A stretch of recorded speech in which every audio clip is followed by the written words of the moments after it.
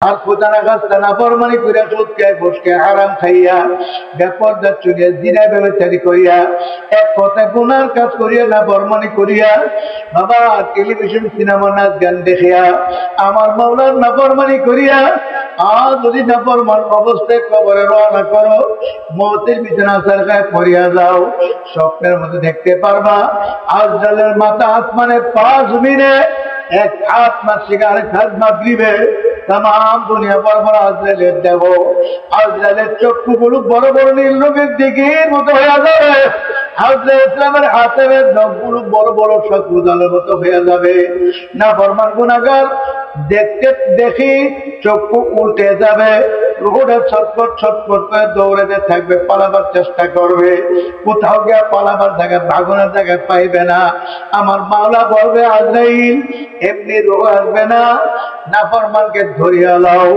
আজরাইল ইসলাম মাওলার হুকুম পাওয়ার সঙ্গে সঙ্গে বড় বড় নখ বিশিষ্ট হাত নাফরমানের মুখের ভিতরে ঢুকাইয়া রোগের মধ্যে এমন ভাবে খপ করিয়া ধরিয়া এমন জোরে টান মারবে কলিজার নারী বুড়ি টাস টাস করে ফিরিয়ে যাবে সহ্য করার ক্ষমতা পৃথিবীর কোন মানুষের নাই।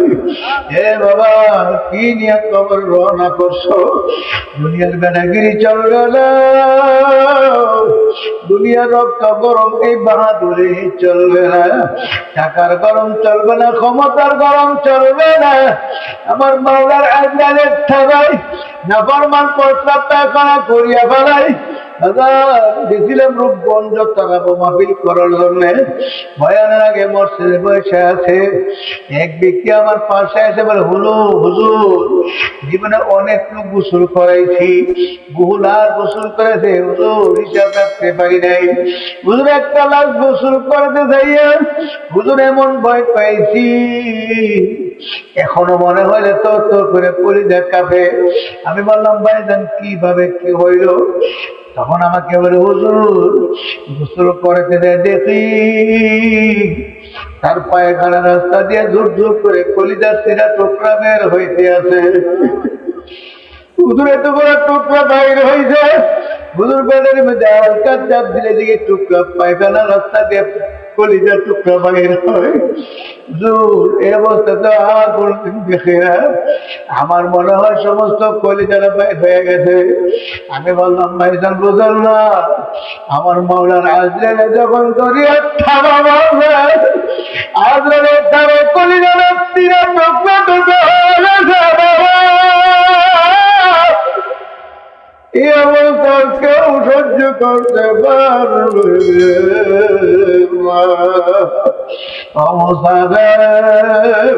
বান্ধবী বহু দূরে ঠিকানা আজবি জানা কালবি জানা খবর আখের ঠিকানা হে কবর যাত্রীরা মুসাফিরের দলেরা কি নিয়ে কবরে রওনা করছো কবর খবর বারবার বারবার ডাকতে আছে আনা বাইতুল ওয়াদা আমি এক একের ঘর আনা বাইতুল জুলমা আমি অন্ধকার ঘর আমার ঘর বেজারা আসতে আছো ইমান আমলের সাথে আর বাকি নিয়ে আমার গর্বে আইসো খবরদার খবরদার নাফরমানি করে আমার গর্বে কেউ আসেও না হে আল্লাহর বান্দা বান্দিরা আজকে আমার আপনার কবরে ভয় নাই জাহান্নামের ভয় নাই আজকে আমার আপনার আযাবের ভয় নাই আমার আপনার অন্তরে বাবার মওতেরও কোনো ভয় নাই অথচ আল্লাহ ওলিদের জীবনী তালাশ করলে দেখা যায় যাদের জীবনে নামাজ কাজা নাই এমনকি যাদের জীবনে তকবীর ওলাও ছোটে নাই তাদের জিন্দগি তালাশ করলে দেখা যায় তারা আমার মাওলার ভয়ে জাহান্নামের ভয়ে কত কাঁদন কাঁদছে বাবারে একদিন মাত্র আসর নামাজের জামাতের তকবীর ওলা ছোট ছিল আমাদের বিবারিয়ার মুফতি নুরুল্লাহ সাহেব রাহমাতুল্লাহি আলাইহি আমি একদিন দেখছি, আমিও সেদিন আসর নামাজ বড় মসজিদে পড়ছিলাম, হুজুর আমার ডান পাশে আজাদার পাইল, মাত্র তাকবীর ওলা পাই নাই। নামাজ শেষ করে হুজুর আমাকে বলল, ওই খাদেমকে ডাক দাও। আমি খাদেমকে ডাকলাম, হুজুরের কাছে খাদেম এসে বলল, হুজুর আমি ভুলে গেছি, আমি মাপ চাই। হুজুর বলল, তুমি ভুলে গেছো? আমার তো তাকবীর ওলা ছুটে গেছে। হুজুর আফসোস করলো, আর চোখের পানি ছাড়িয়া কাঁদলো, আমার তাকবীর ওলা ছুটে গেছে। আমি তো তোমার জন্য পয়সা রয়েছি, আমি হাঁটতে পারি না, তুমি আমার নিয়ে যাইবা। আমি তোমার অপেক্ষায় বসে আছি, তুমি আমার কি করলা? সর্বনাশ করলা। এমন আফসোস করলো, কোটি টাকা মানুষ হারায় গেল, এত আফসোস করে না। সর্বনাশ রহমাতুল্লাহ আলাইহি। আমি কুমিল্লা হুজুরের মুখে শুনছি, আল্লাহর কুতুবের বালেগের পর থেকে রাত পর্যন্ত এক ওয়াক্ত নামাজের জামাতের তাকবীর ওলা শোনে নাই। আল্লাহর ওলি সফর করে বাড়ি যায়, ছেলে মেয়েদের স্ত্রী পুত্রদের নিয়ে একসঙ্গে খানা খাইতেন। একদিন জোহরের পরে খানার জন্য ছেলে মেয়েদের নিয়ে বসছে, খানা আসতে দেরি হইতে আছে। হুজুর বলল, তোমরা বসো, এটা তোমার আম্মা জান দেরি করতে আছে কেন? হুজুর হাঁটতে হাঁটতে পাক করে দরজার সামনে যায়, দেখে হুজুরের বিবি চুলার আগুনের দিকে যায় আছে, কান্দে। হুজুর বলে, বিবি আপনি কান্দেন কেন? আজকে চুলা পাক করতে দোয়া, সেই জন্য কান্দেন নাকি? হুজুর বিবি বলল, হুজুর আমি এই জন্য কান্দি না, আমি কান্দি এই রাত্রির চুলায় আগুনের দিকে তাকাইয়া এই দুনিয়ার সামান্য আগুনের ভিতরে তো শক্ত লাগে বরান বাজার ঘোরা ঢোকাই দিয়ে এক মাথা দিয়ে আগুন ধরছে, আর এক মাথা দিয়ে ফুসফুস করে ধোয়া আসতে আছে। দুনিয়ার সামান্য আগুনের ভিতরে এত শক্ত লাকড়ি ঢুকাইছি, এত শক্ত লাকড়িকে জ্বালা ছাই করিয়া বাড়াইল। আমি যে কবরে ভাড়া করছি, আপনাদের জবানে শুনছি দুনিয়ার আগুনের চেয়ে 70 গুণ বেশি তেজের জাহান্নামের আগুন। আমি কবরে ভাড়া করছি, আল্লাহ না করে আমার কবরে যদি জাহান্নামের আগুন হয়ে যায়, আমি জাহান্নামের আগুন কেমনে সহ্য করব? ওই জাহান্নামের ভয়ে আমি কান্দে। এমনি আল্লাহর কুতুব একটা চিৎকার দিয়ে বিবির ঘরে ধরিয়া এমন কান্দন বলল, আমার মাওলানা ওরে আমার মাবুদ, তুমি যদি মাফ না করো এমন কেমনে সহ্য করব? আল্লাহু আল্লাহ। সাহেব ফজলুল করিম রাহমাতুল্লাহ আলাইহি বলে, ব্যাপার কি ভাইজান? আমার আব্বা জান গেল, সেও কেন আছেন? আপনারা বসে। আল্লাহু আল্লাহ। দেখে আসি আব্বা জান কি করে। হুজুর আত্মাতে পাক করে দরজার সামনে দাঁড়িয়ে দেখে মা বাবা জানের গলা ধরে কান্দে, বাবা যেন আমার গলা ধরে কান্দে, আর দেখে ওরে আমার মাওলানা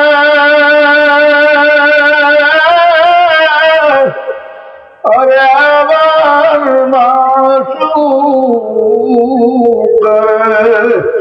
তুমি যদি মাফ না করো আগুন কেমনে সহ্য করব রে?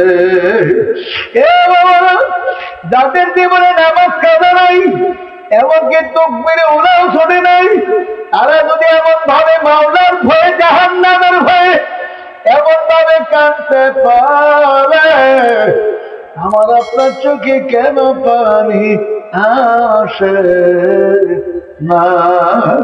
আল্লাহর হাবিব বলেন, মান বাকা মিন খাশিয়াতিল্লাহি হারামাল্লাহু তিলকাল আইনা আলান নার। মাওলার ভয়ে জাহান্নামের ভয়ে যে চোখটা কাঁদবে, চোখের পানি আসবে, আমার মাওলা তার চোখের জন্য জাহান্নামের আগুন হারাম করিয়া দিবে। সুবহানাল্লাহ।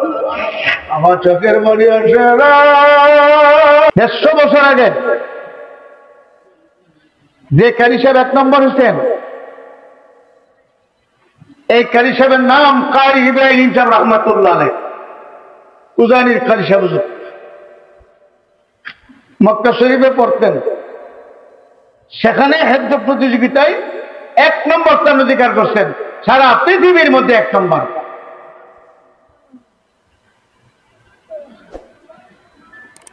কিন্তু ফেসবুক ইউটিউব না থাকার কারণে মানুষ শুনছে না, জানছে না।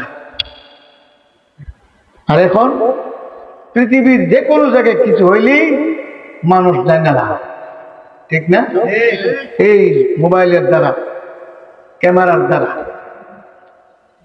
যাই হোক, কোরআনের মাদ্রাসা, দিন প্রতিষ্ঠান,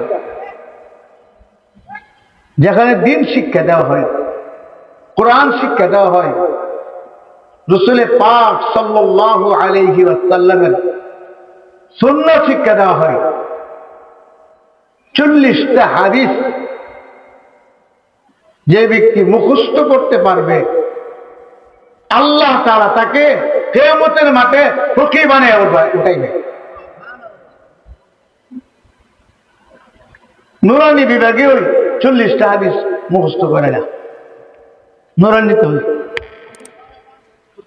শুধু 40টা না, এখন তো নেশাবে ওই 80টা হাদিস নিয়ে আসতেন, 80টা হাদিস মুখস্থ করে দেয় নুরানি ছাত্রদের। সুবহানাল্লাহ। তাহলে এই দ্বীনি প্রতিষ্ঠানের জন্য যাদের দরদ আছে, টান আছে, দ্বীনি প্রতিষ্ঠান কিভাবে ভালো চলবে, দ্বীনি প্রতিষ্ঠানের মধ্যে কিভাবে ছাত্র বেশি হবে, এই ফিকির, এই টান, এই মনোভাবনা যার আছে, তার ঈমান দিন দিন বাড়তে থাকবে, তার আমল সুন্দর হতে থাকবে, তার মওত আল্লাহর ফজলে ঈমানের সাথে আল্লাহ দান করবে। মওত যদি ঈমানের সাথে হয়ে যায়, আর কোন চিন্তা আছে? আর কোন চিন্তা নেই। আমাদের সবচেয়ে বড় আশা শেষ বিদায়টা যেন ঈমানের সাথে হয়, শেষ বিদায় মওত, শেষ বিদায় ঈমানের সাথে হলে তার চেয়ে বড় খুশনসিব আর কারণ নেই।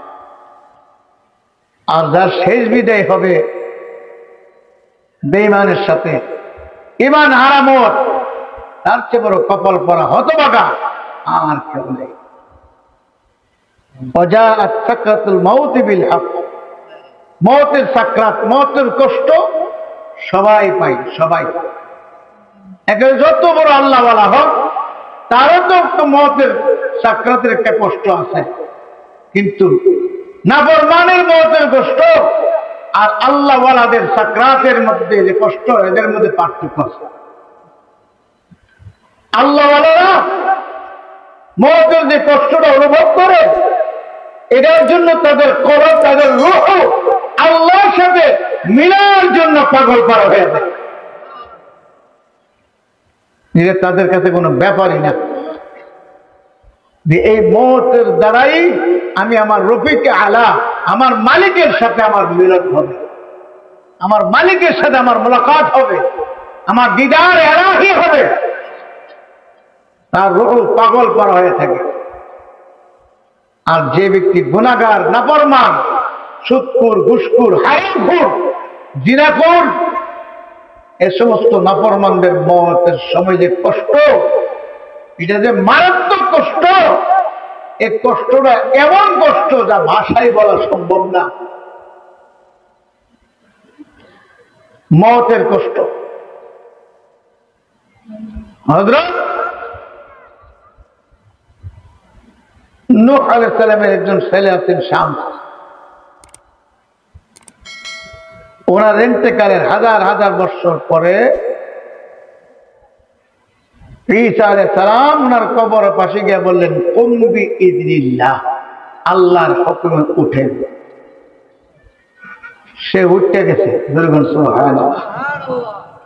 ওনার সাথে কথাবার্তা বলার কয়েক পর্যায়ে বলতেছে, আমি দোয়া করলে আল্লাহ দোয়া কবুল করবে, আমি আপনার জন্য একটা দোয়া করব, আপনি আরো কিছুদিন দুনিয়াতে থাকতে পারবেন। আপনি কি এই দুনিয়াতে আরো কিছুদিন হায়াত পেয়ে থাকতে চান?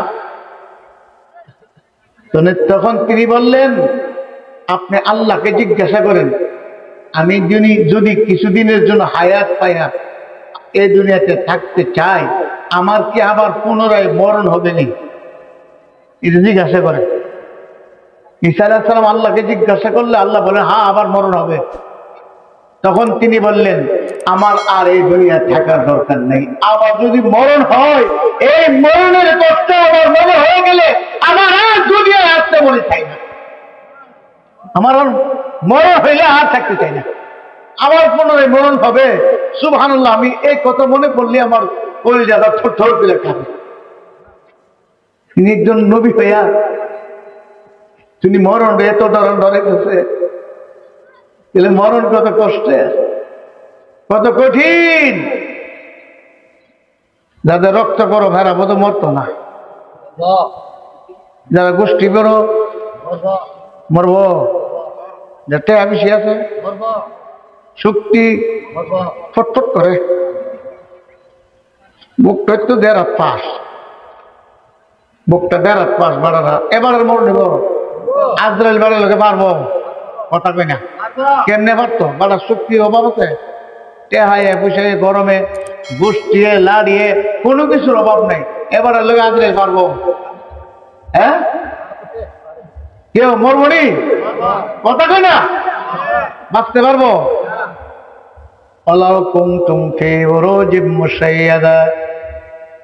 মরণ থেকে বাঁচার জন্য যদি আসমানের বুরুজের ভিতরে গিয়ে যদি কেউ পালায়, সেখান থেকে আমার মাওলা থেকে ধরিয়ে নিয়ে আসবে, আজরাইল ধরিয়ে নিয়ে আসবে, সেখান থেকে বাঁচতে পারবে না। কি কথা ঠিক নেই? এ দুনিয়ার শক্তি গরম, এ দুনিয়ার বড় মেয়েগিরি আমার মাওলা আজরাইলের দরবারে কিছুই না, ঠিক না? তবে বাবা মরবো, সবাই মরবো, এ দুনিয়াতে থাকতে পারবো না, থাকার জায়গা না। কিন্তু কি নিয়ে রওনা করলাম, কি নিয়ে কবরে যাইতে আছি? আমার আয়াতে কারিমার মধ্যে আমি যে আয়াতে কারিমা তেলাওয়াত করছি, ভালোভাবে চিন্তা করিয়া মনের বোঝায় তারপর কবরে যাওয়া লাগবে। কিয়ামতের ময়দানে আল্লাহু আকবার, আল্লাহু আকবার, সবাই উঠবো, আপনি উঠবেন, আমি উঠবো, সবাই উঠবো, কেউ না উঠিয়া পারবো না। সবার আগে আমার আপনার নবী উম্মতের কান্ডারি রাহমাতুল লিল আলামিন কিয়ামতের ময়দানে সবার আগে উঠবে। দুরুদ সুবহানাল্লাহ। আল্লাহর হাবিব কিয়ামতের ময়দানে সবার আগে উঠবে, তারপর আদম আলাইহিস সালাম, তারপর অন্য নবীগণ সিরিয়াল ভাবে উঠতে থাকবে। আল্লাহর হাবিব কিয়ামতের ময়দানে উঠতি বলবে, আইনা উম্মত, আমার উম্মত গুলা কই, আমার উম্মত গুলা কই? মালিক ডাকতে বলবে, বন্ধু ধৈর্য ধরুন, আপনার উম্মতকে আপনার সামনে পেশ করা হবে। বাজান, আমার মাওলা কালামে পাকের মধ্যে জানাইয়া দিছে, ইন্নাল্লাযীনা ক্বালু রাব্বুনাল্লাহ, যারা বলবে আমার রব হলো আল্লাহ। রব কে? আমার রব হলো আল্লাহ। আমার আল্লাহকে রব বলে স্বীকার করবে, মুখে জবানে উচ্চারণ করবে আমার রব হলো আল্লাহ। সুম্মাস্তাকামু, অতঃপর অটল অবিচল থাকবে রব আমার আল্লাহ। যেহেতু সুম্মাস্তাকামু বলা হয়েছে, কিতাবের মধ্যে ব্যাখ্যা লেখছে আমার আল্লাহ তোমাকে পরীক্ষা করবে, ঈমানের পরীক্ষা হবে, ঈমানের ইমতিহান হবে। এত কঠিন পরীক্ষা আমার মাওলা অন্য লোকদের থেকে নিচে, অন্য নবী রাসূল থেকে নিচে, আমার আল্লাহ নবী রাসূলের উম্মত থেকে নিচে। আমার আল্লাহ ফেরাউনের বিবি আসিয়া থেকে কঠিন পরীক্ষা নিছে। আমার আল্লাহ নবীর সাহাবী বেলাল হাবশী থেকে কঠিন পরীক্ষা নিছে। আমার আল্লাহ আইয়ুব আলাইহিস সালাম থেকে কঠিন পরীক্ষা নিছে। আমার মাওলা অন্য নবীদের থেকে পরীক্ষা নিছে। সবাই পরীক্ষা এক নম্বরে পাস করছে। সুম্মাস্তাকামু, অটল অবিচল থাকতে পারলে আমার মালিক ডাকতে বলেন, যারা ঈমান আনার পরে আল্লাহকে রব বলে স্বীকার করবে, অতঃপর অটল অবিচল থাকতে পারবে। আমার মালিক বলে, হে ফেরেশতারা, হে আজরাইল, আমার বান্দা ঈমানের উপর অটল অবিচল রয়েছে। আমার বান্দা বান্দির রূহ কবজ করার সময় জান্নাতের ফেরেশতারা আজরাইলের সঙ্গে তার রূহ কবজ করতে যাবে। জান্নাতের ফেরেশতারা আল্লাহ পাকের নেককার বান্দা বান্দির রূহ কবজের সময় তার পাশে এসে দাঁড়ায় দাঁড়ায় বলবে, আল্লাহ তাখাফু ওয়া লা তাহজানু, তোমার কোনো ভয় নেই, তোমার কোনো চিন্তা নাই, তোমার কোনো টেনশন নাই। তুমি যে মাওলার জান্নাত কামাই করছো, ওয়া আবশিরু বিল জান্নাহ, এই যে দেখো তোমার জন্য আমার মাওলার জান্নাত অপেক্ষা করতে আছে। আল্লাহ পাকের নেককার বান্দা বান্দি স্বপ্নের মতো দেখতে পারবে জান্নাতের দরজাগুলো ঠাস ঠাস করে খুলিয়া গেছে। জান্নাত দেখবে, মুস্কি হাসবে, কলিজা জোড়ায় যাবে, অন্তরটা ঠান্ডা হয়ে যাবে। আল্লাহ আল্লাহ আল্লাহ আল্লাহ পাক রব্বুল আলামিন ফেরাউনের বিবি আছে এক এক কঠিন পরীক্ষা করছে।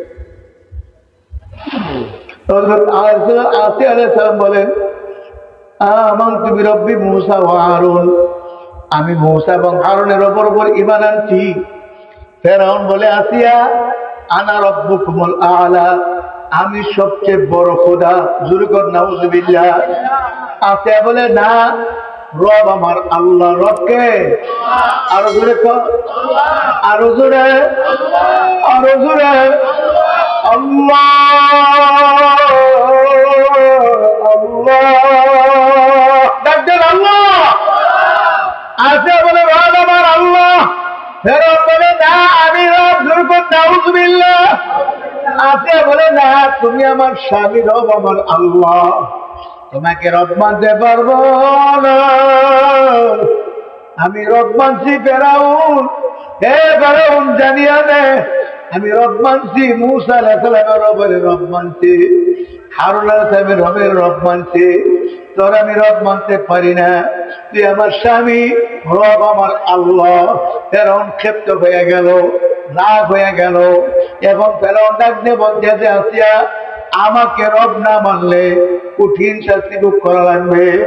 এমন শাস্তি দেব রে আসিয়া, তুই বাঁচতে পারবে না। আসিয়া বলে, ফেরাউন, আমাকে মারিয়া ফেলাতে পারো, তোমাকে আমি রব মানতে পারবো না। এবার ফেরাউন ক্ষিপ্ত হইয়া আসিয়া আলাইহিস ডান হাতের মধ্যে পেরেক মারলো, বাম হাতের মধ্যে পেরেক মারি আটকে দিল। ডান পায়ে পেরেক মারলো, বাম পায়ে পেরেক মারি আটকে দিল। কারো হাতে পেরেক মারিয়া আটকে ডাকতে বললো, আসিয়া, এখনো সমাজ আমাকে রব মানিয়া না। যদি আমাকে এখনো সমাজে রব না মানো, তাহলে লোহা গরম করিয়া তোর সরঙ্গার মধ্যে লাগাইয়া দেব। ঘরে আসিয়া, এখনো সমাজ আমার রব মানিয়া নে। আসিয়া বলে, ফেরাউন, তুমি কি মনে করছো আমার পেরেক মারি আটকে দিছ?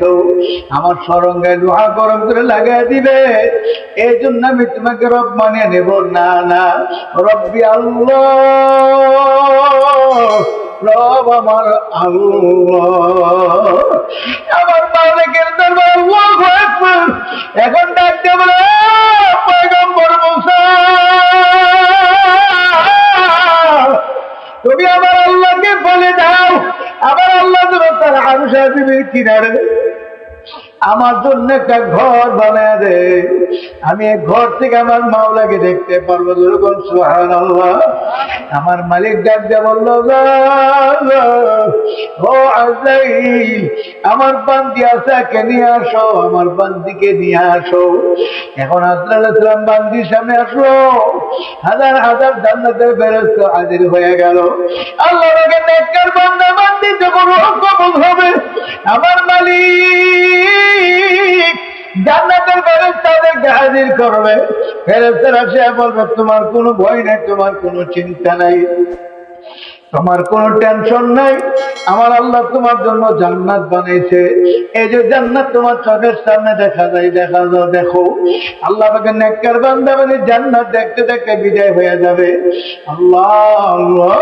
আর খোদানা গাছটা নাফরমানি কইরা সুদ খায়, ঘুষ খায়, হারাম খাইয়া, বেপরদা চুরিয়া, জিনা ব্যভিচারী করিয়া, এক কথায় গুনার কাজ করিয়া, নাফরমানি করিয়া, বাবা টেলিভিশন সিনেমা নাচ গান দেখিয়া, আমার মাওলার নাফরমানি করিয়া, আর যদি নাফরমান অবস্থায় কবরে রওনা করো, মৌতের বিছানা সরকায় পড়িয়া যাও, স্বপ্নের মধ্যে দেখতে পারবা আজরাইলের মাথা আসমানে পা জমিনে, এক হাত মাসিক আরেক হাত মাগরিবে, তাম দুনিয়া বরাবর আজরাইলের দেব। আজরাইলের চক্ষুগুলো বড় বড় নীল রঙের দিঘির মতো হয়ে যাবে। আজরাইল ইসলামের হাতের নখগুলো বড় বড় শত্রুদলের মতো হয়ে যাবে।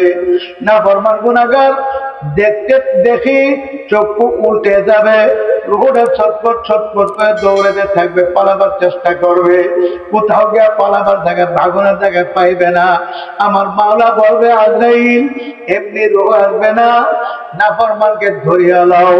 আজরাইল ইসলাম মাওলার হুকুম পাওয়ার সঙ্গে সঙ্গে বড় বড় নখ বিশিষ্ট হাত নাফরমানের মুখের ভিতরে ঢুকাইয়া, রোগের মধ্যে এমন ভাবে খপ করিয়া করিয়া এমন জোরে টান মারবে, কলিজার নারী বুড়ি টাস টাস করে ফিরিয়ে যাবে।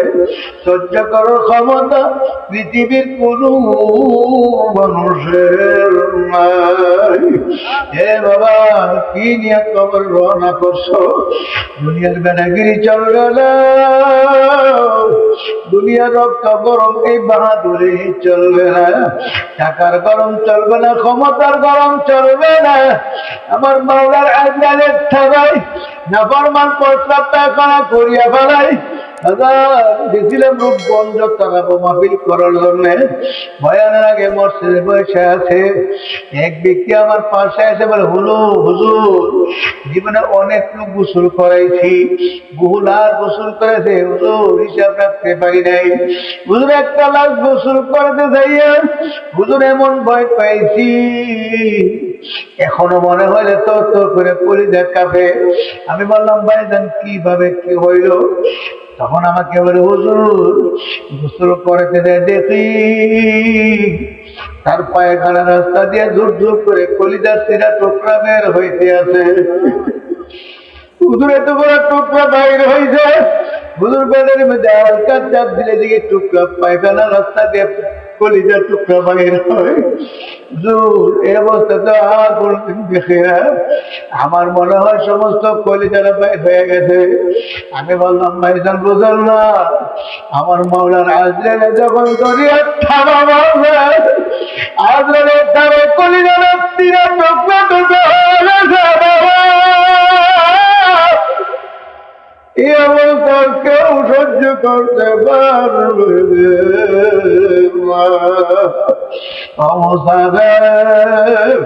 বান্ধবী বহু দূরে ঠিকানা, আজবি জানা কালবি জানা খবর ঠিকানা। হে কবর যাত্রীরা, মুসাফিরের দলেরা, কি নিয়ে কবরে রওনা করছো? কবর বারবার ডাকতে আছে। আনা বাইতুল ওয়াদা, আমি এক একের ঘর। আনা বাইতুল জুলমা, আমি অন্ধকার ঘর। আমার গর্বে যারা আসতে আছো, ইমান আমলের সাথে আর বাকি নিয়ে আমার গর্বে আইসো। খবরদার খবরদার, নাফরমানি করে আমার গর্বে কেউ আসেও না। হে আল্লাহর বান্দা বান্দিরা, আজকে আমার আপনার কবরে ভয় নাই, জাহান্নামের ভয় নাই, আজকে আমার আপনার আযাবের ভয় নাই, আমার আপনার অন্তরে বাবার মওতেরও কোনো ভয় নাই। অথচ আল্লাহর ওলিদের জীবনী তালাশ করলে দেখা যায় যাদের জীবনে নামাজ কাজা নাই, এমনকি যাদের জীবনে তাকবীর ওলাও ছোটে নাই, তাদের জিন্দগি তালাশ করলে দেখা যায় তারা আমার মাওলার ভয়ে জাহান্নামের ভয়ে কত কাঁদন কাঁদছে। বাবারে একদিন মাত্র আসর নামাজের জামাতের তাকবীর উলা ছিল আমাদের বিবারিয়ার মুফতি নুরুল্লাহ সাহেব রাহমাতুল্লাহ আলাইহি। আমি একদিন দেখছি, আমি সেদিন আসর নামাজ বড় মসজিদে পড়ছিলাম। হুজুর আমার ডান পাশে আজান হইল, মাত্র তাকবীর উলা পাই নাই। নামাজ শেষ করে হুজুর আমাকে বলল ওই খাদেমকে ডাক দাও। আমি খাদেমকে ডাকলাম। হুজুরের কাছে খাদেম এসে বলল হুজুর আমি ভুলে গেছি, আমি মাপ চাই। হুজুর বলল তুমি ভুলে গেছো, আমার তো তাকবীর উলা ছুটে গেছে। হুজুর আফসোস করলো আর চোখের পানি ছাড়িয়া কাঁদলো, আমার তাকবীর উলা ছুটে গেছে। আমি তো তোমার জন্য পয়সা রয়েছি, আমি হাঁটতে পারি না, তুমি আমার নিয়ে যাইবা। আমি তোমার অপেক্ষায় বসে আছি, তুমি আমার কি করলা, সর্বনাশ করলা। এমন আফসোস করলো, কোটি টাকা মানুষ হারায় গেল, এত আফসোস করে না। সর্বনাশ রাহমাতুল্লাহ আলাইহি। আমি কবিলা হুজুরের মুখে শুনছি আল্লাহর কুতুবের বালেগের পর থেকে রাত পর্যন্ত এক ওয়াক্ত নামাজের জামাতের তাকবীর ওলা শোনে নাই। আল্লাহর ওলি সফর করে বাড়ি যায় ছেলে মেয়েদের স্ত্রী পুত্রদের নিয়ে একসঙ্গে খানা খাইতেন।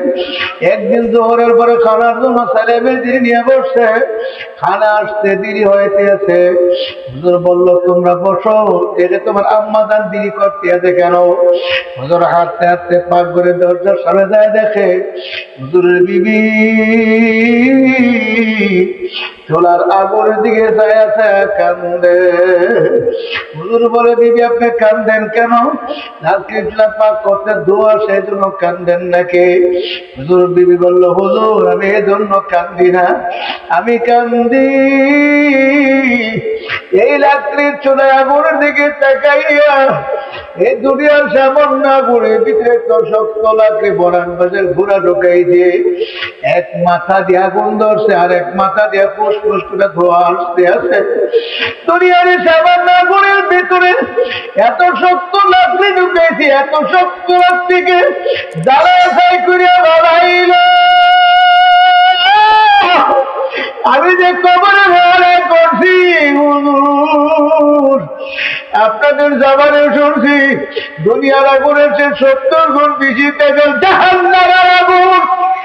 আমি কবরে ভরা করছি, আল্লাহ না করে আমার কবরে যদি জাহান্নামের আগুন হয়ে যায়, আমি জাহান্নামের আগুন কেমনে সহ্য করব? ওই জাহান্নামের ভয়ে আমি কান্দে। এমনি আল্লাহর কুতুব একটা চিৎকার দিয়ে বিবির ঘরে ধরিয়া এমন কান্দন বলল আমার মাওলা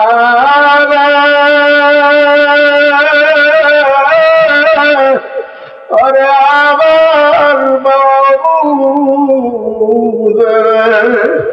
তুমি যদি মাফ না করো এমন কেমনে সহ্য করব?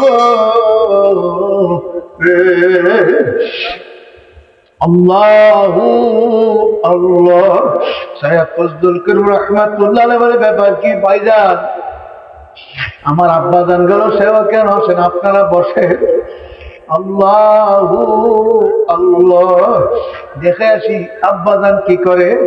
হুজুর আত্মাতে পাক করে দরজার সামনে দাঁড়িয়ে দেখে মা বাবা জানের গলা ধরে কান্দে।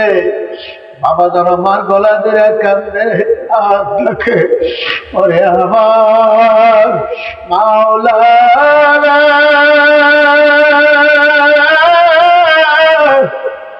ওরে আমার মাসুক,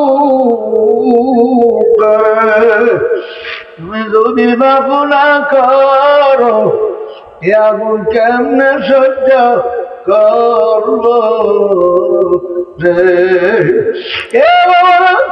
যাদের জীবনে নামাজ কাজা নাই, এমনকি তাকবীরে উলাও শোনে নাই, তারা যদি এমন ভাবে মাওলার ভয়ে জাহান্নামের ভয়ে এমন ভাবে কাঁদতে পারে, আমার আপনার চোখে কেন পানি আসে না।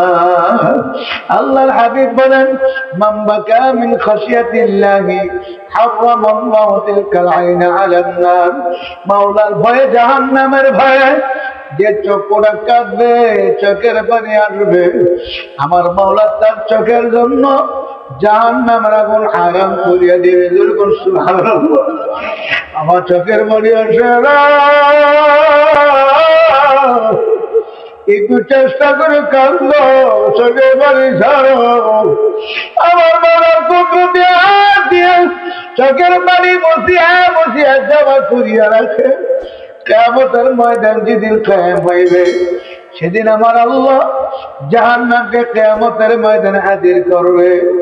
জাহান্নাম পেটের খিদায় লাফাইতে লাফাইতে কিয়ামতের ময়দানে আসবে। আর এই অবস্থা দেখিয়া 1,2,24,000 পয়গম্বর আমার মাওলার কুদরতি ভাবে সিজদা করিয়া কাঁদবে, ইয়া রব্বি নাফসি নাফসি, হে আল্লাহ আমার উপায় কি, আমার উপায় কি, আমাকে বাঁচাও, তোমার জাহান্নামকে ফেরাও। একমাত্র আমার আপনার নবী উম্মতের কান্ডারি রাহমাতুল লিল আলামিন নবী মুহাম্মদুর রাসূলুল্লাহ সাল্লাল্লাহু আলাইহি ওয়াসাল্লাম আমার মাওলার কুদরতি পায়ে আরশে আযমের নিচে সিজদা করিয়া কাঁদবে, ইয়া রব্বি হাবলি উম্মতি, ও মাবুদ গো আমার এতিম উম্মতের উপায়কে, তোমার জাহান্নামকে ফেরাও, আমার উম্মতকে বাঁচাও। আল্লাহর হাবিব সাল্লাল্লাহু আলাইহি ওয়াসাল্লামের কান্দনে আরশটা থরথর করে কাঁপতে থাকবে।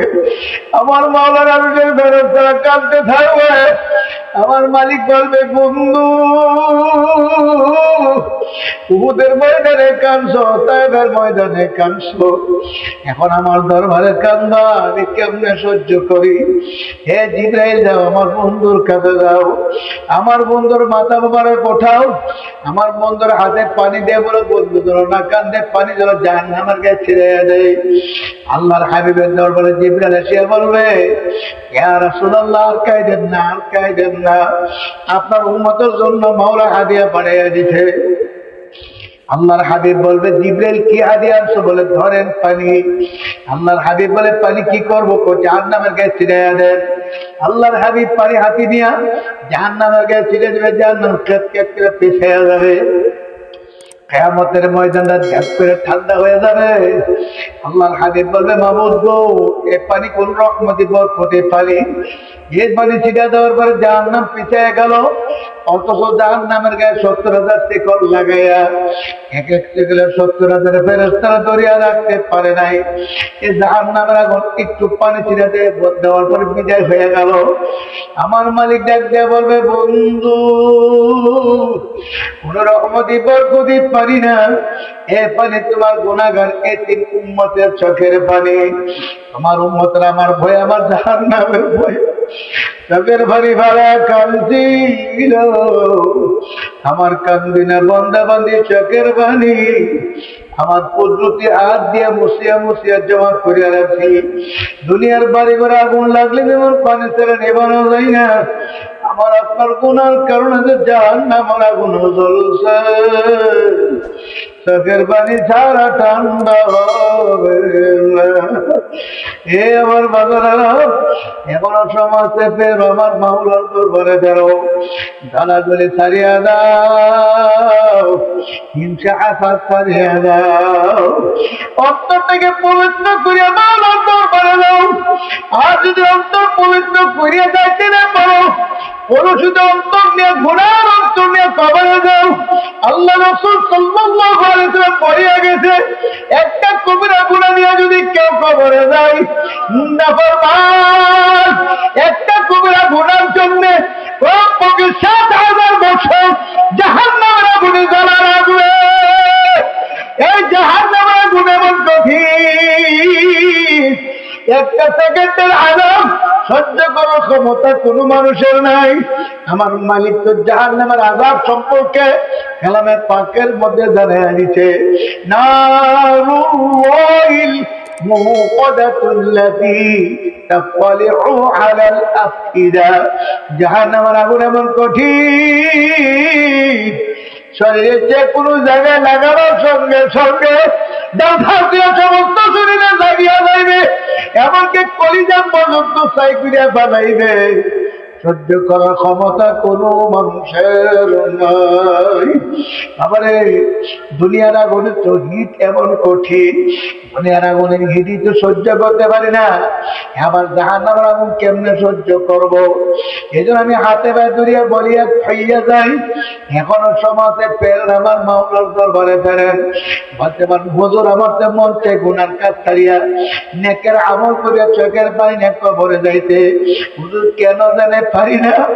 বাবা না পারার কারণ হইল নফস এবং শয়তান পিছনে লাগিয়া রয়েছে, আর কলটা পাথরকে বড় শক্ত হয়ে গেছে। এর নফস শয়তান থেকে বাঁচিয়া কলবকে নরম করিয়া কবরে যাওয়ার জন্য যে কোনো একজন হক্কানি আল্লাহর ওলির হাত ধরিয়া ওই আল্লাহর ওলির পরামর্শ মোতাবেক আমল করিয়া সকালে বিকেলে জিকির দারদার সবক আদায় করে আল্লাহ ওয়ালাদের জিন্দেগি করিয়া বাবা সপ্তাহে আলিম আলকে জিকির মাসিক ইস্তেমা সভ্যদারে সর্বনাথে বর্ষে দুইটা মাহফিল হয়, ফাল্গুনের 12, 13, 14 হয়, বাবারে অগ্রহণের 12, 13, 14। এবছর রমজানের কারণে তো তারিখে পরিবর্তন হবে, আপনাদেরকে তারিখ জানানো হবে। ওই মাহফিল গুলাতে চরমনের মাহফিলে যাইবা, এই 5টা ওষুধ যারা ঠিকভাবে আদায় করতে পারবে বাবারে আমলগুলোর ওষুধের মনে করে আদায় করবে, ওই ব্যক্তির কলব এমন ভাবে নরম হইবে, আল্লাহর ফজলের চোখে পানি আসবে, গুনাহ ছাড়তে মন চাইবে, নেকের আমলের দিকে মন আকর্ষণ হয়ে যাবে। এই জন্য আমার বাদাম আমি আপনাদেরকে দাওয়াত দিয়া যাই, আগামী মাসের 13 তারিখ ওই যে অষ্টগ্রাম, পাশের অষ্টগ্রাম আমাদের শাইখ চরমন নায়েব আমিরুল মুজাহিদিন আসবে, আপনাদের দাওয়াত দিয়া যায়। ওই মাহফিলে যাইবেন, বয়ান শুনবেন, যদি ভালো লাগে মনটা নরম হয়, আল্লাহর ওলির হাতে হাত দিয়া তওবা করিয়া বাবারে মুরিদ হয়ে আইসে সবক আদায় করতে থাকবেন। এই তরিকার সবক আদায় করতে থাকলে আমার মালিক এত নিয়ামত দান করে। বাবা এই তরিকার সবচেয়ে বড় নিয়ামত হলো চোখের পানি আসা গুনার আমল সারা অভ্যাস কইরা হওয়া, আর শেষ বিদায়ের সময় ঈমানের সাথে মরণ হওয়া। সুবহানাল্লাহ। আল্লাহর বান্দারা সাধারণ মানুষ, পুলিশের চাকরি করতেন, আরেকজন বিডিআরের চাকরি করতেন। আমি গেছিলাম ওনার বাড়ির পাশে মুরাদনা করে মাহফিল ছিল, মুজাহিদ কমিটির দায়িত্ব ছিল। আমার কাছে বললো হুজুর আমাদের বিডিআর মুজাহিদ তো দুনিয়া থেকে চলে গেল।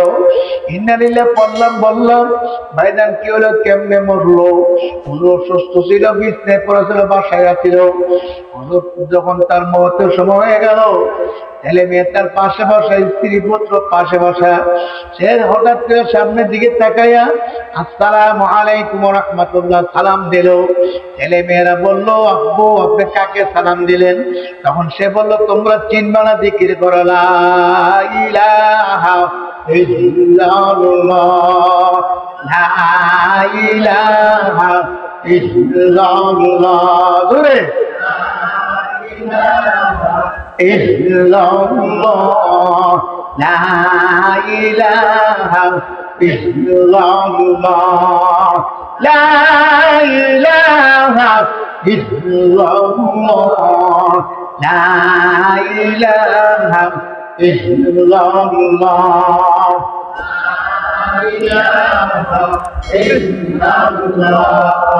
লা ইলাহা ইল্লাল্লাহ মুহাম্মাদুর রাসূলুল্লাহ। সালাম দেওয়ার পরে জিকির শুরু হয়ে গেল।